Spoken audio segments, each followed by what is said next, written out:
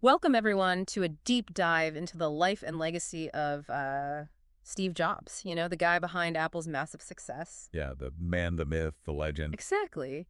We'll be using Walter Isaacson's biography, Steve Jobs. It's pretty comprehensive, A great source. Lots of stories, insights. like opening a time capsule, Yeah, packed with stories, contradictions, even some jaw-dropping moments, really. absolutely.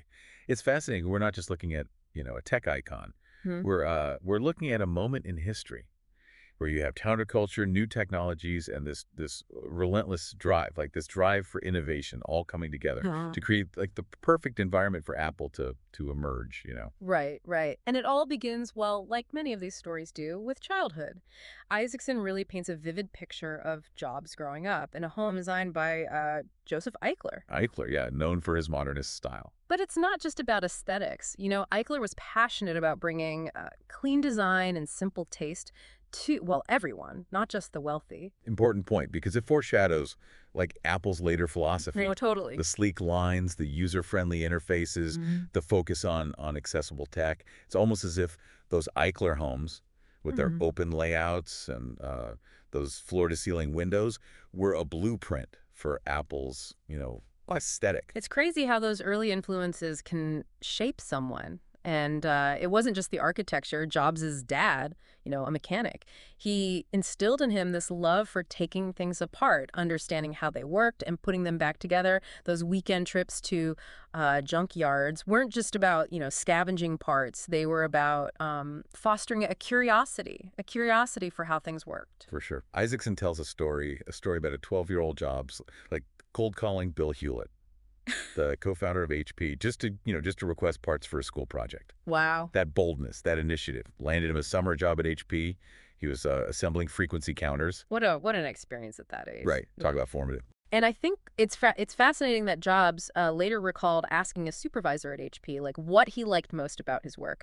And according to Isaacson, the response was, well, a bit crude, actually. Oh, really? Yeah, and for Jobs, it wasn't just a job. It was about creating something better, something beyond the everyday. Exactly. It speaks to Jobs' desire to make technology more than just functional. Uh-huh. To infuse it with beauty, with elegance. And this is a theme that runs throughout his career, even when it caused conflict with those who, didn't see his vision. Right, right. So we move from those formative years to Jobs' time at Reed College. His short but impactful experience with higher ed, he was drawn to that liberal arts vibe, but he really craved practical skills. He dropped out, but kept auditing classes, including, and this is interesting, calligraphy. Think about the impact of calligraphy on Apple's products. Mm. The elegant fonts, the emphasis on typography, it all goes back to those classes at Reed. It really does, yeah. A reminder that, sometimes those experiences that seem like unrelated, Hmm. they can really shape our future in unexpected ways. It's true. It's true. And it was also during this time that Jobs started experimenting with LSD and exploring Zen Buddhism. Isaacson actually quotes Jobs saying that taking LSD was one of the two or three most important things I'd done in his life. How do you think these experiences, which are often associated with, counterculture movements, how did they influence Jobs' approach to technology? That's a tough one. It's a complex question, really. Yeah. But I think it's clear that Jobs was searching for something more than just technical skill. Yeah. He saw technology as a tool for personal growth, for expanding consciousness, even for achieving a kind of enlightenment. Wow. And that perspective was definitely unusual, especially in the tech world back then. Absolutely. And it's fascinating how these two worlds, the counterculture and the emerging tech scene, they kind of collided in the Bay Area during the 1970s. Isaacson describes the energy of that time, the sense of possibility in the air. Groups like the Homebrew Computer Club, where, hobbyists would gather to share ideas, to build those early personal computers. It was really fertile ground for innovation. The Homebrew Computer Club. Yeah. It was this fascinating microcosm of the tech revolution. Imagine like a space where enthusiasts gathered just to tinker with the Altair 8800, one of the first commercially successful, personal computers. It was so different from, the corporate giant that Apple would become. Yeah. But it was the birthplace, really, for a generation of innovators, including, of course, Steve Jobs. And it was in this environment that the seeds of Apple were sown. The story of Jobs and Wozniak launching Apple from a garage has become, well, Silicon Valley legend. Jobs, the visionary, the persuasive one, and Wozniak, the brilliant engineer, Yeah. who really just wanted to build cool tech. Yeah, their contrasting personalities, I think, were key to Apple's early success. Wozniak, he was inspired by that open source ethos of the Homebrew Computer Club. He believed that tech should be free, shared freely. Jobs, on the other hand, he saw the business potential, and convinced Wozniak to sell those circuit boards for their Apple I computer. Yeah, and there's a great story in the book about Jobs saying, even if we lose our money, we'll have a company. You can really see that entrepreneurial spirit, emerging, Right. and they needed capital to get going. So Jobs sold his Volkswagen bus, and Wozniak, ever the pragmatist, sold his HP calculator. Wow. Amazing to think a company, worth billions today started so small. It really is. It's a testament to their vision, their willingness to take risks. And of course, it wasn't always easy. Jobs' intensity, his drive to push the limits, it sometimes created friction, especially with those who, maybe didn't share his relentless pursuit of perfection. Right. Isaacson describes it as Jobs' reality distortion field, an ability to kind of bend reality to his will, to convince himself and others that what seemed impossible was actually achievable. Yeah. It was inspiring, but it could also be exhausting for those who worked with him. How much of Apple's success do you think we can attribute to this reality distortion field? That's a really interesting question. I think the reality distortion field, it was definitely a double-edged sword. It pushed people, beyond their comfort zones, which led to amazing innovation. But it also created, a really demanding, sometimes toxic work environment. I think it's a key part of understanding Jobs' leadership style, and how he pushed Apple to accomplish what many thought was impossible. Right, right. And this leads us to the Macintosh, a pivotal moment in Apple's history. It wasn't just a new computer. It was a statement about the future of computing. Jobs was obsessed with design, with simplicity, Hmm. determined to make the Macintosh user-friendly and aesthetically pleasing. And this is where those calligraphy classes come full circle. The Macintosh, it introduced beautiful fonts and intuitive graphical interface. It was such a stark contrast to those text-based interfaces that were common back then. Yeah, yeah. Big change. But the Macintosh also highlights those contradictions in Jobs' personality. He clashed with Jeff Raskin, who had a different vision for the Mac, Hmm. a vision that was simpler and more affordable. Jobs wanted something more, something more powerful, more elegant, real revolution in the user experience. And this drive for perfection, for control, it often led to conflict within Apple. Yeah. Isaacson describes the tension between Jobs and the Lisa team, Yeah. another Apple project going on, at the same time as the Macintosh. Jobs saw the Lisa as competition, Right. and he was determined to make the Macintosh, well, better in every way. Wow. His drive, his ambition, it was a blessing and a curse. It sounds like we're starting to see the emergence of the Steve Jobs we know from history. Yeah. The brilliant innovator, the demanding perfectionist, that complex and often contradictory figure who left such a mark on the world. Exactly. And as we go deeper into his story, those complexities, they're only going to become more apparent. Wow. Okay, well, on that note, let's pick up this thread in part two of our deep dive into the life and legacy of Steve Jobs. We'll explore his time away from Apple, the founding of NXT, and of course his eventual triumphant return. Looking forward to it. This is where things get really interesting. Stay tuned. So we left off with Steve Jobs leading the Macintosh project, a pretty pivotal moment for Apple, right? Definitely. But as we know, Jobs' time at Apple, it wasn't always smooth sailing. No, you're right. This next chapter of his life, it's a real turning point. Boardroom battles, a high-profile exit from Apple, and then the founding of a new company, NXT.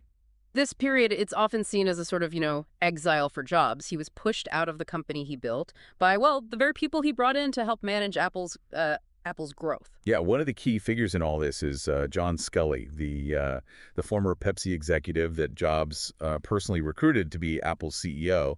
Mhm. Isaacson talks about how Jobs initially saw Scully as like a mentor, someone to bring that corporate experience that Apple maybe needed at the time. Yeah, it's almost Shakespearean, Yeah. The brilliant but unpredictable founder brings in the seasoned executive, only to end up clashing with him. What went wrong? Well, according to Isaacson, their personalities, their management styles, they clashed. Jobs was, well, intense, demanding, Yeah.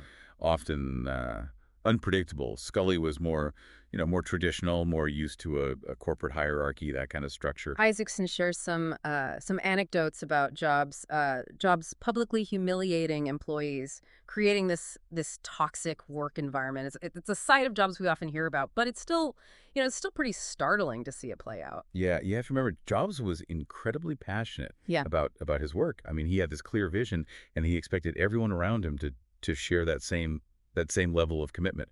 But his methods, his approach, well, was often abrasive, Yeah. hurtful even. Yeah, for sure. And ultimately, this clash of personalities, it led to a power struggle that ended with Jobs being forced out of Apple in 1985. Hard to imagine, what that must have felt like to be exiled from the company you built. It really is, Yeah. and it shows Jobs' resilience. That he didn't just walk away from the tech world altogether. He took that energy, that drive, and founded NextT, a company that focused on building these high-end computers for education and research. NextT, they were known for their innovative technology, like the NextT Step operating system, which later became the foundation for Mac OS X. But the company, it never really achieved mainstream success, and it struggled financially. Isaacson describes like lavish offices, expensive catered lunches, even when the company was having trouble making payroll. It's another example of those contradictions in Jobs' personality. I mean, he was obsessed with simplicity, with elegance in his products, but his personal style, his spending habits, they could be, well, extravagant, even when it seemed to contradict the financial realities of his company. Yeah, and there's this really interesting anecdote about Jobs' meeting with Bill Gates at NextD headquarters.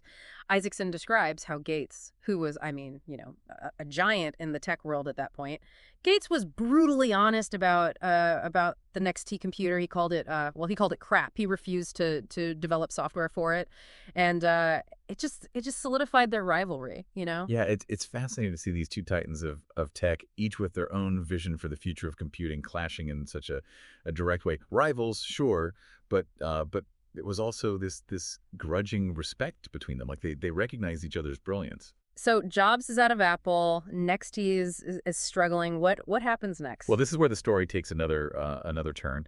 By the late 1990s, Apple itself was on the verge of collapse. I mean, the company had lost its way. The products were no longer innovative, and they were losing money fast. It's a classic redemption story. Apple needed a savior, and who better than the man who created the company in the first place, right? Yeah. In 1997, Steve Jobs returns to Apple. At first as an advisor, but he quickly takes over as CEO. He takes Yeah. that control of the company he was forced to leave. His return, it was a huge turning point for Apple. It was almost mythical.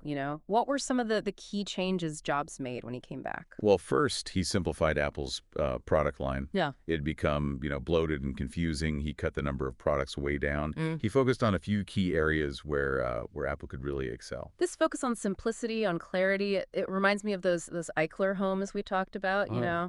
those clean lines and open spaces. It's like Jobs was trying to bring that same sense of order and elegance to Apple itself. Right, exactly.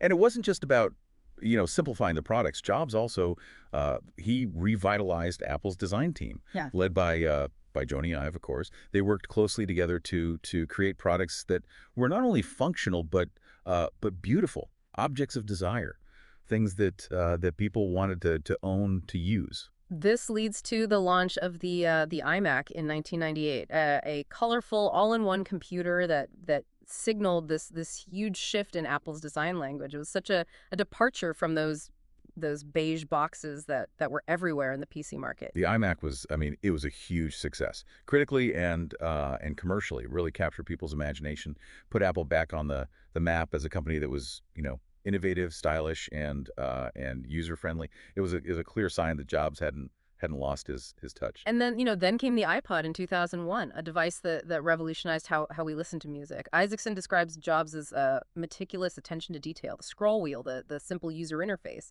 Yeah. that focus on creating a seamless experience. The iPod wasn't just, a music player. It was this cultural phenomenon, a symbol of cool, you know, a must-have for anyone who wanted to be on the cutting edge. And Jobs' vision, it went beyond just the device itself. He launched the iTunes Store, a digital marketplace where you could buy and download music legally and easily. It was a bold move. It challenged the music industry, and it ultimately changed how we consume music. Jobs understood that content was as important as the hardware. Yeah. He was creating an ecosystem, this seamless integration of hardware, software, and content, and that became a hallmark of Apple's success. This ability to create an experience that went beyond just the product itself. It's remarkable how Jobs, who had been so publicly ousted from Apple, could come back and not just revive the company, but lead it to even greater heights. His second hack to Apple was arguably even more successful than his first. Yeah, I think it's a testament to his vision, his determination, and his ability to learn from his mistakes. Jobs was a complex, often flawed individual, but he was also this brilliant entrepreneur and innovator who really did change the world. We've covered a lot in this part of our deep dive. We've seen Jobs at his lowest point, forced out of the company he built, and we've seen him rise again, leading Apple to become, well, one of the most valuable and influential companies in the world. And as we move into the final part of our deep dive, we'll explore Steve Jobs' legacy, both the positive and the negative, and how his vision continues to shape the tech world we live in today. We've gone through Steve Jobs' life, haven't we? From those early days in that garage to his return to Apple and the products that really redefined whole industries. But as we wrap up our deep dive, I think it's worth exploring the more personal side of this tech giant and thinking about the complex legacy he left behind. I agree. I think it's interesting because Jobs' public image, demanding perfectionist, the marketing genius, it often overshadowed the actual man.